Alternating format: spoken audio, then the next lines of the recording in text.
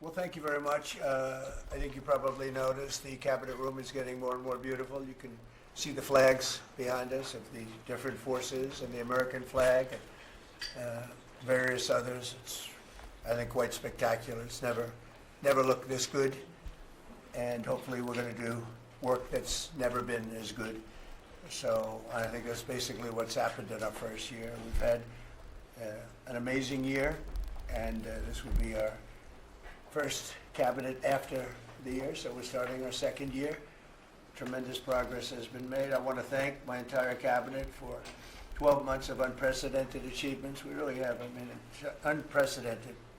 The numbers we've had on the economy and growth, you see them, and that's despite a Democrat shutdown. Without the shutdown, we would have picked up about 1.5 points more than already high numbers, record-setting numbers. So this has been, I think, and a lot of people say it, the most successful year of any administration in American history. First year, there's never been a first year like this, including the fact that we put out, extinguished 8 wars, and another one we think is coming. Steve Witkoff's working very hard, and Jared and everybody else, and I think it's coming. It was just announced that the murder rate in our country is the biggest drop ever recorded. It's at the lowest level in 125 years. First in recorded history, it's the lowest in at least 125 years. It's a wonderful thing. And that crime is way down, and one of the reasons is we've taken a lot of bad people and gotten them out of our country. In some cases, they're so bad that we put them in prison because we don't want them to even take a chance of coming back in, even though our border is very secure, record-setting secure. We had 0 illegal aliens being admitted into our country for the last 8 months. That's hard for even me to believe, but the people that make up the lists are supposedly nonpartisan, but I would say they lean toward the Democrat side. And if they say that, I'm all for it. As you know, we've had a situation take place with respect to Venezuela. I want to just thank General Kane and his staff. Well, the job that they've done is incredible. Nobody's ever seen anything like it. And once it did take place, I want to thank the leadership of Venezuela. We're getting along really well with them. The relationships have been very strong, very good.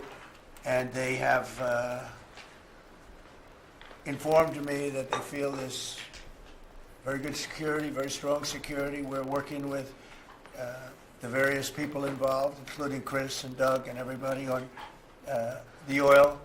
We have the major oil companies going to Venezuela now, scouting it out and picking their locations, and they'll be bringing back tremendous wealth for Venezuela and for the United States, and the oil companies will do fine too. Venezuela will actually make for themselves more money than they've ever made before, and that's a good thing. And the people of Venezuela were literally in the streets waving American flags. They were so happy. And the people in our country, like in the Doral section of Miami, which is considered little Venezuela, they're thrilled. And I just spoke to the President of Venezuela, informed her that we're going to be opening up all commercial airspace over Venezuela. American citizens will be very shortly able to go to Venezuela, and they'll be safe there. They'll be safe. It's under very strong control. And the people of formerly of Venezuela, some want to go back and some want to go back to visit, and they're going to be able to do that. So I've instructed Sean Duffy and everybody else concerned, including the military, that if you would, by the end of today, I'd like you to have the airspace over Venezuela. Planes can go to Venezuela, opened up. Okay? Yes. Thank you very much. And I want to thank all of the people in Venezuela for what they went through, and I want to thank the leadership for really they're doing a good job. And just as I promised, we've defeated the Biden inflation nightmare and achieved explosive new economic growth. The Atlanta Fed is predicting an astounding 5.4% GDP growth in the fourth quarter, and that's despite the fact that we had a Democrat shutdown. We would have had that number would have been 7%, which is a number nobody's ever heard of. And we've been given great national security because of tariffs. and we've also been given unprecedented income because of tariffs. Part of the income that we gave, $12 billion, we gave to the farmers of our country, so that yesterday I was up in Iowa, and they were very happy, Madam Secretary. Yes, sir. They were very, very happy. They were great. Grateful. So the GDP growth in the fourth quarter was great. And it's going to be, I think we're going to have an amazing and incredible year. Hopefully we won't have a shutdown. We're working on that right now. I think we're getting close. The Democrats, I don't believe, want to see it either. So we'll work in a very bipartisan way. I believe not to have a shutdown. We don't want a shutdown.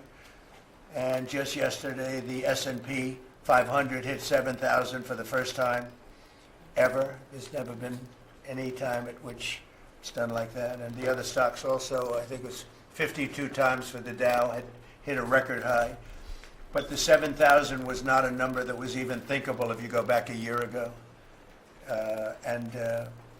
So S&P hit 7,000 for the first time ever. The stock market has set, it's actually 53 all-time record highs since the election, adding $9 trillion in value to savings, retirement accounts, and 401ks. And I mean, everybody benefits, but we have record stock markets. Companies have never done well. And most importantly, if you think about it, after 4 years in which Biden got much less than $1 trillion of investment into our country, in just, actually it was taken over 11 months, even though we're 12 months. In 11 months, we've taken in more than $18 trillion. So they did less than $1 trillion, Scott, in a period of 4 years, and we've done $18 trillion in less than 1 year. So there's never been anything like that. No other country has done those numbers, by the way, in history. 10 years ago, one country did $3 trillion. No other, we did $18 trillion is being invested now. Thousands of businesses, plants, equipment all over the country are being built right now. And they're going to be opening pretty soon, and when they open, you'll see numbers like nobody's ever seen before. The economy is doing amazingly well. I wish the press would report it, but people are finding out, they're seeing it. It's coming, it's becoming pretty evident. It's hard to hide. Biden inflation, which is really stagflation, cost the typical family $34,000. Think of that, $34,000. But after 1 year, growth in real incomes is outpacing inflation by more than $3,000 under Trump. So one cost $34,000 and one made $3,000. That's a big swing. Gasoline has plunged to, think of this, over $4 a gallon, depending on where you are. In California, it's $7, $8 a gallon. While I was in Iowa, and they had $1.85, because I had it at $1.99 a gallon. And I was corrected by two farmers that said, I just bought my gasoline for $1.85. So, Chris, you have to be doing something right, you and Doug, right? But I don't want to give you too much confidence. You got to keep it going. We're drilling, I think I can say we're drilling more than at any time ever in the history. We're taking out more energy out of our land, but specifically, if you look at oil and gas, we've never been anywhere even close. Is that a correct statement? That is correct. All-time records. Yeah, great. It's a great job. Well, it's supply and demand, so that's going down rapidly. And you know, when energy goes down, everything else goes down. They tried to do their thing. It was a disaster.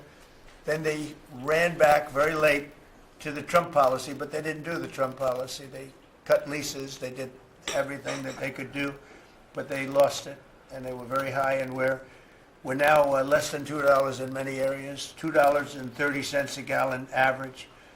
Grocery prices, airfares, hotels, car payments, and rent prices are coming down very fast. And you don't hear the word affordability issued by the Democrats anymore. Now they're going into other things because they're getting beaten badly on affordability. Remember that when I was elected, I came into office, I inherited a total mess, starting with eggs, which were 4 times higher than they were just a year before. And Brooke got them down very quickly before Easter. He said they wanted me to buy plastic eggs for the egg hunt, at the very famous egg hunt at the White House. Sir, would you buy plastic eggs? I would buy a lot, of like 100,000 eggs. And I said, we're not going to buy plastic eggs. And by the time we had the egg hunt a few months later, we had the prices down pretty good. And now they're really low. Now they're at a very low level. So we really have, you don't hear the word affordability because we inherited very high prices and we inherited the highest inflation in 48 years. I say the history of our country. I think it sounds almost the same. Actually, I think 48 years sounds actually worse for some reason. So I'll go with the 40 because the press corrected me. I said history and they said, it's not a history, it's 48 years. I said, I'll accept that. And we had the highest inflation in 48 years. We have now as you saw yesterday with the Fed, I'm not a fan of his, he said that inflation essentially is not a factor. It's really been pretty amazing. I just put out a statement about his statements. I won't repeat them here because they're too angry. And thanks to our tax cuts, millions of Americans will soon receive record-setting tax refunds. You're going to get a lot of tax refunds, with the average refund expected to be over $1,000 higher than it has been at any time. So we're going to be getting some pretty good refunds, a lot of people. If congressional Democrats had their way, Americans would right now be facing the largest tax hike ever. You know, their proposal was to raise taxes very substantially. And our proposal, which is in the great big beautiful New Deal, it's a New Deal in its own way. It's a Republican version of the New Deal. Right behind you is a nice picture of FDR. This is a much better deal than the FDR deal. But we have the great big beautiful bill, and it's given tremendous tax cuts and a lot of other things. People are now finding out how good it is, and it's just kicked in as of January 1st, by the way. So we're really starting to see it. Even though it's a month, we're really starting to see it. The U.S. economy would be cratering if they had won this election. Our country would be in very bad shape. Would be maybe not much of a country anymore. I don't think it would be a country anymore. They were doing everything wrong, but they were going to give you the largest tax hike in history, and we're giving you the largest tax cut in history in the great big beautiful bill. In addition, I think it's very good. I think it's very important. You have no tax on overtime, no tax on tips, and no tax on Social Security, but you also have, you're getting this is the first time this ever happened. If you buy a car, you go out and borrow money, you get an interest deduction. You take the interest rate, the interest that you're paying on the loan, you're able to deduct it for income tax purposes. So that's a first ever, and I think it's going to be great for everybody, including the car companies. I was in Detroit 3 weeks ago. I went to the Ford factory, spoke to the General Motors people. It's all the same. They're doing better than they've ever done. The factory I went to was like a World War I, earlier than World War I factory, opened up. One of the oldest buildings, but one of the biggest. And Ford was getting ready to close it a couple of years ago, and then they saw that I was doing well, and it looked like I would have a good chance of winning. And they kept it going, barely going. And last week they announced, during my visit, they announced that they're going to round the clock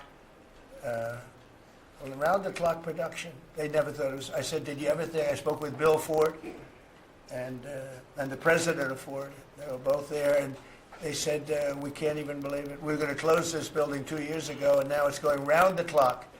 He said, we cannot. I mean, they said, we wish it was twice the size, but they're now building additional plants in the United States, as is everybody else. You have AI building, but the